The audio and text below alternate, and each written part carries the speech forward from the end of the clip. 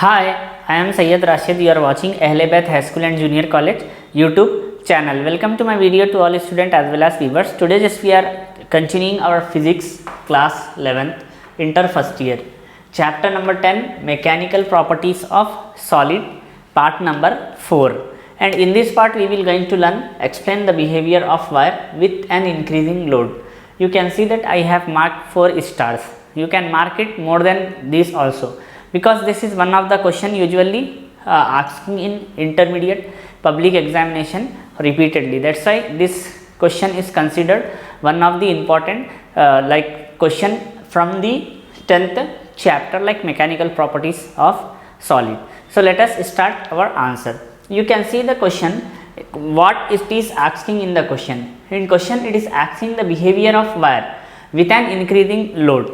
If I have one wire, okay, suppose I am taking somewhat cable with us nearly, okay, I am just putting weight in the wire and increasing this weight. So what happened to the wire, it is asking in the question. So for that we need to consider a metal wire whose one end is suspended from a fixed support and other end is subjected to the load. The load at other end increases gradually until the wire breaks. The behavior of wire under gradually increasing load can be understood by the drawing a graph between stress on y-axis and strength on x-axis. So for that we need to consider a wire, okay, where just now I shows practically also, whose one end is suspended at a fixed point. That means I need to fix the wire at one end, and other end I need to put the load on that wire. But to understand the complete scenario or situation, we need to draw a graph, and that graph is marking with us like we have two axes, as we know that one is y-axis, okay, and one is x-axis. This is, you can see that x-axis, isn't it, all the student and viewers, and this is our y-axis. Now we are taking few things on that, like stress we are taking on y-axis. You can see here stress, stress we are taking on like y-axis, whereas strain, strain, strain we are taking on x-axis. What is stress and strain, all the student and viewers? You need to watch my previous parts, like part number 1, part number 2 and part number 3. Most probably in part number 1 only I explain the details related to the stress and strain. Now you can see that I am taking origin here as O, or we can say like 0.0. So here we have few percentage with us, like we can write here 1%, isn't it, or this is between 0 to 1%, and we are taking here like 30% we can say, okay. Here we are taking the percentage of stretch or percentage of elasticity of a body. So if we are putting the load like from point A, I am considering this at point A. So here there is an point, and this point is known as proportionality limit. After that it will goes to another point, and this point usually, okay, we will just draw somewhat big here, point number B. This point is known as elastic limit or yield point. After that we have few points with us, like point number C. Okay, I will going to write here complete definition itself. Okay, here I am writing, you can see with red marker. Point number A is nothing but like proportionality limit, PROPORTIONAL, proportionality LIMIT limit. And point number B we will call this as YIELD, yield point or elastic point or elastic limit, ELASTIC, elastic LIMIT limit, point number B. We have point number C with us, and this point number C we will call as permanent set, PERMANENT, permanent set. After that we have point number D. This is known as usually ultimate, okay, ultimate tensile, TENSILE, tensile limit. And we have one more point with us, like point number E. Point number E is called as usually fracture point, FRACTURE, fracture, POINT point, or else we will call this one more with us like breaking point, BREAKING, breaking, antipoint. First of all, you need to remember these things. Like we have few points with us like proportionality limit, yield point, permanent set, ultimate, tensile limit, fracture point or breaking point. If you understood this, means you can easily describe this complete answer, need not to worry, easily you can understood.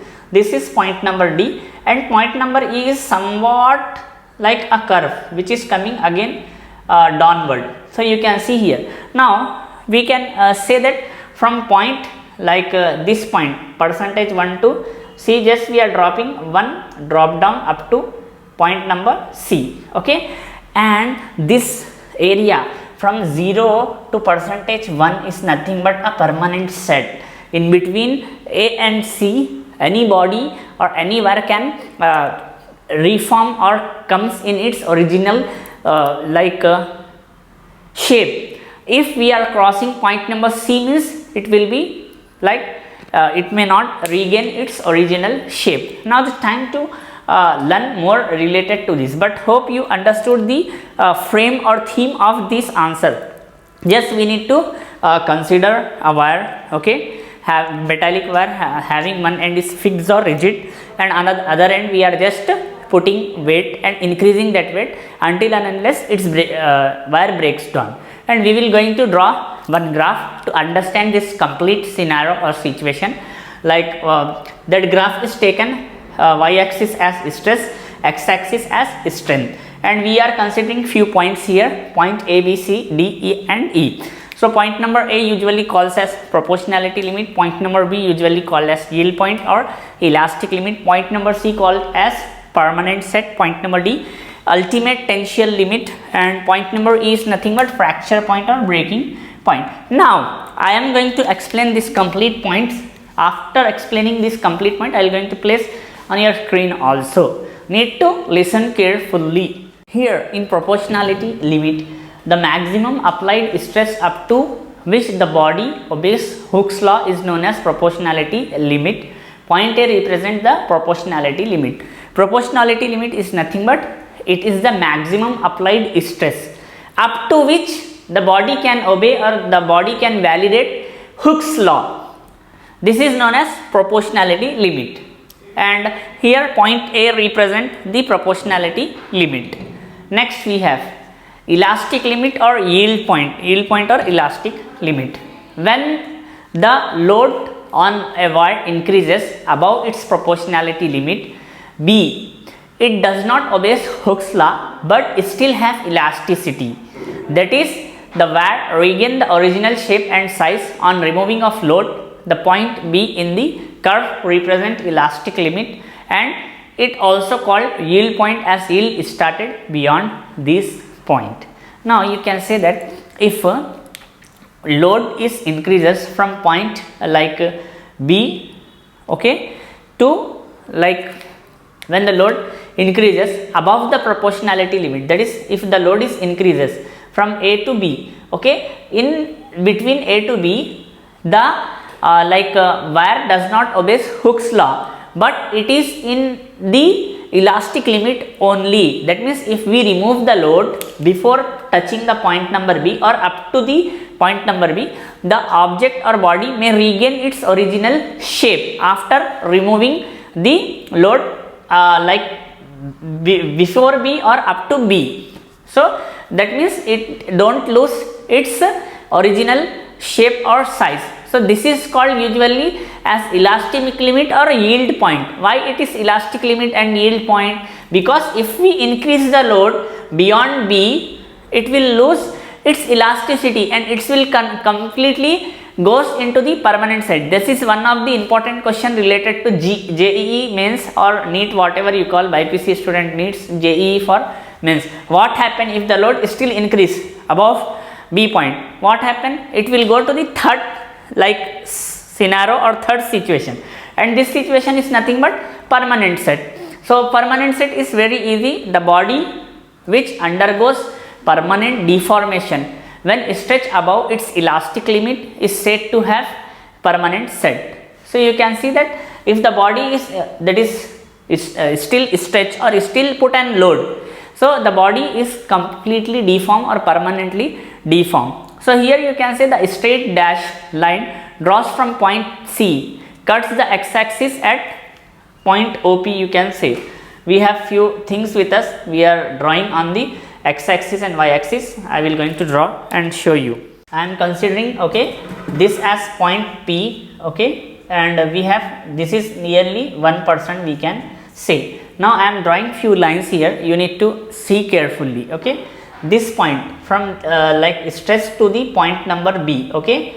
This is the point where the body or object can like bear or tolerance loads. If we are moving beyond B means it will be permanently set. And this point we can say from like B to D, okay. B point to D point, the body is still like did not breaks, but it will be permanently deformed, and usually we will call this as this point as, we can say, sigma y, okay, and this as sigma u. So what is sigma y and sigma u? We already knows.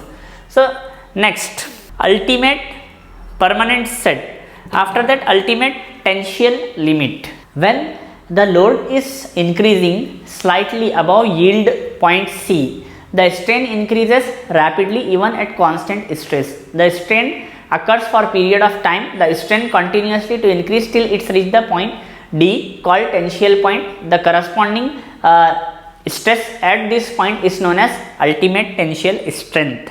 You can see that if we are continuing load from C, okay, point C to D, so it will slightly above the yield point, that is point C. Strength increase in this scenario, like from point C to D, from point C to D, we can say strength rapidly increases even though stress is constant or stress is not increasing.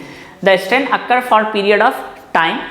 The strain continuously increases till it reaches to the point D, and this point usually called as ultimate tensile limit, or we can say ultimate tensile stress. Last is fracture point or breaking point. If we are still increasing the load from D to up to somewhere, it finally breaks. Wire is finally cut off or breaks. Beyond the tensile point D, that is beyond the tensile point D, the stress developed exceed the ultimate tensile strength. The strength increases with decreasing load. Therefore, the non-uniform thinning of wire is observed along its length and its break at point E, called breaking point.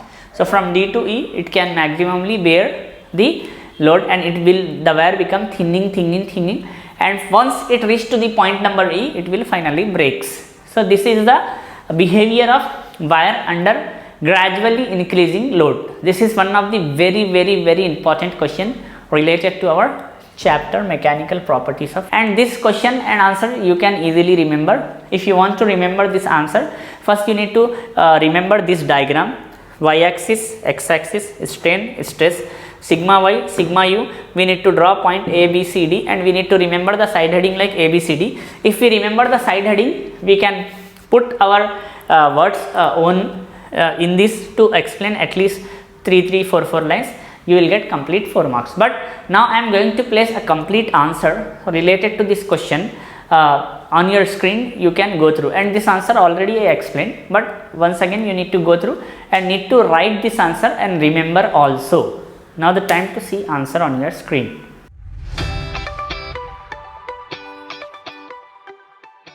Hope you have saw this answer. Make sure you need to do something from your side. That means you need to copy that complete answer. Don't think that answer is too long. It is very easy. Just you need to remember these 5 points with this diagram. Then only easily you can go ahead. And we have few numerics in this chapter, and I am going to place that numerics on your screen. Just you can see the question as well as answer also, that is solution also I am putting on the screen. You can practice more than one time, so that numeric also. This numeric usually important for your JEE mains or NEET, we can say. In IP usually we might get 2 important answer from this chapter. Like one is this, like explain the behavior of wire with increase in load, or else one more answer we have usually with us, define strain energy and Dreyfus expression. But this defined strain energy might ask you in different way also. like what is the potential energy and like drive this also it can be asked. So these two answers usually asking, but you need to thorough the chapter clearly through my lectures, and you need to browse different materials. As you are in intermediate first year, you have to go through with your books also. So now the time to see few numerics on your screen related to this chapter. Go through.